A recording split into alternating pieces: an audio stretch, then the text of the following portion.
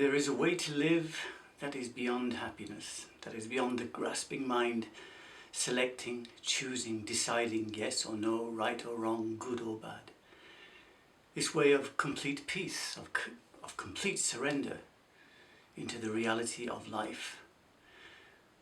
But in that surrender, where you are no longer the victim, always having to decide what you want and what you don't want, what is pleasant for you and what is unpleasant. And this way we call Dhamma, the way of Dhamma, the way of truth. It's not religious, it's not political, it's not social, it's not a gender orientation. It is a way to be in the world and no longer be a victim to the world, to everything it contains, and to the ways of the world. This way of being, this transcendent way, is available for everyone, and all you have to do is want it enough. And that becomes the question for you. Do you want to be free? Is that what you want? Is that why you go to monasteries? Is that why you sit in meditation? Is that why you read books and download Dhamma Talks on Facebook and the internet?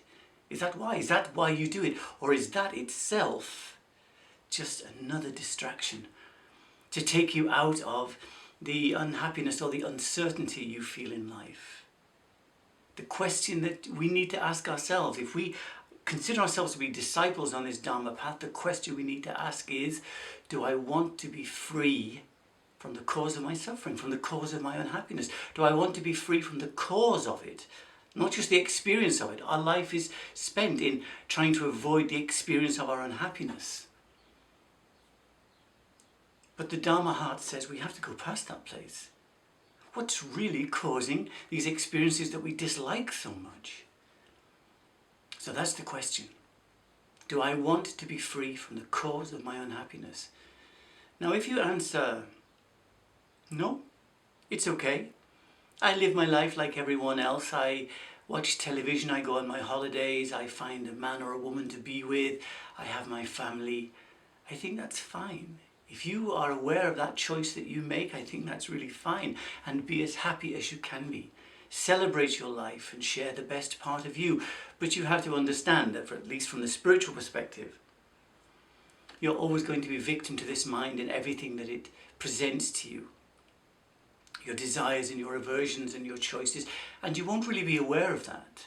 You will just be like a ball on a pinball machine being bounced from bumper to bumper in this endless cycle until we reach the point that we call death.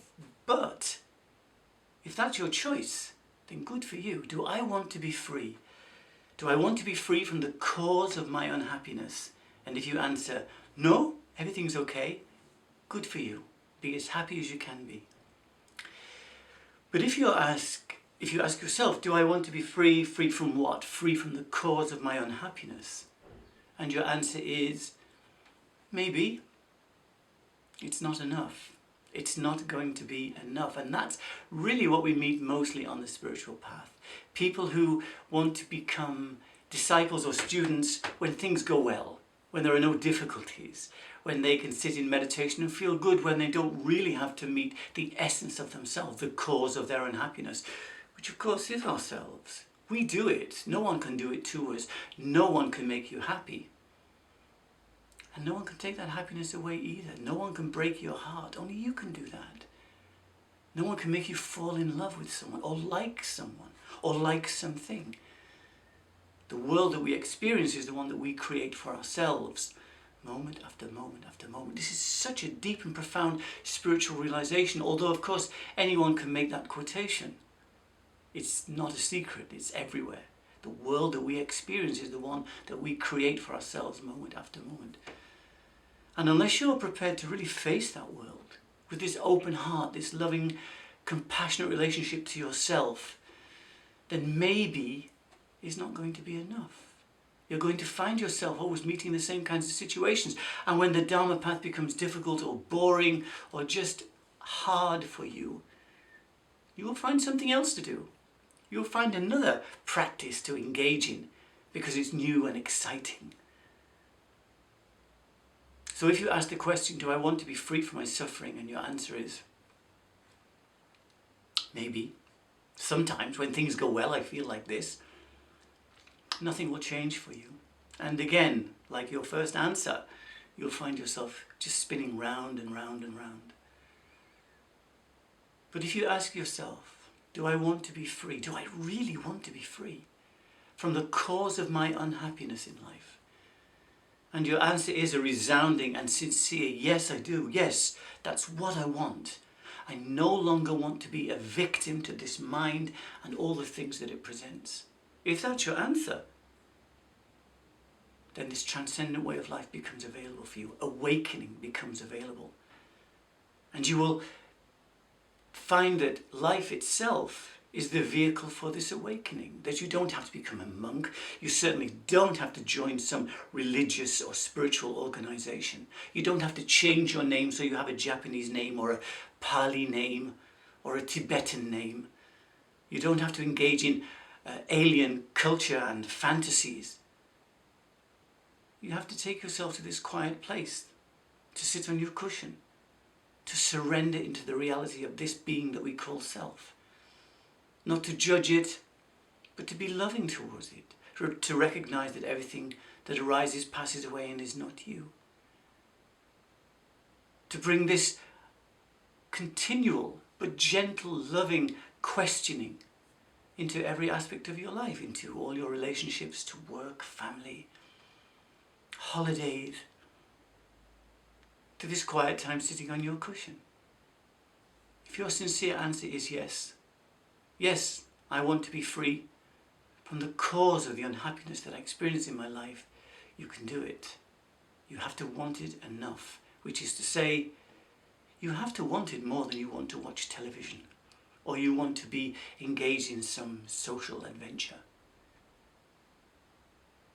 You have to commit to the practice of awakening, to letting go of this strong identification with this mind and this body as being who and what we are. And if you let go a little, there's a little peace.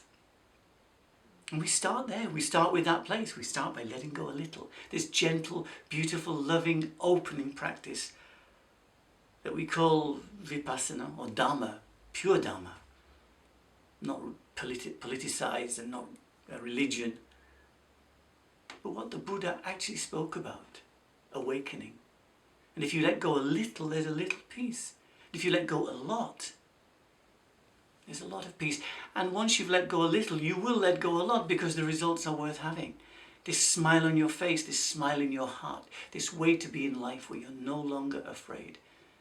Taking us to this point of awakening, that if we let go completely, complete peace arising from a heart now in harmony with life itself.